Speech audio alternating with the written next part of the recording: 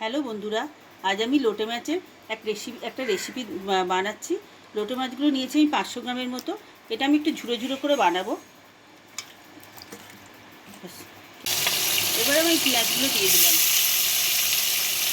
পেঁয়াজগুলো একটু ফ্রাই হবে, তারপরে আমি মশলাগুলো দেবো। পেঁয়াজগুলো আমার ভালোভাবে ভাজা হয়ে গেছে।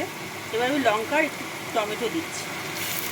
এবার আমি পরিমাণ মতো নুন দিলাম, হলুদ দিচ্ছি, সামান্য একটু কারি মশলা দিলাম, অল্প পরিমাণে ধনে গুঁড়ো দিলাম, কাশ্মীরি লাল দিলাম কালারটা ঠিক রাখার জন্য, অল্প একটু চিনি দিলাম যাতে টেস্টটা খুব ভালো হয়।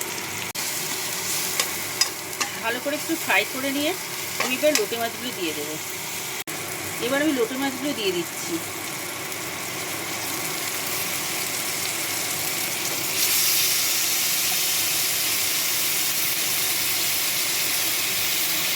এবার আমি লোটে মাছগুলো দিয়ে একটু ফ্রাই করে ঢাকা দিয়ে দেবো লোটে মাছগুলো ঝুড়ো হওয়ার জন্য।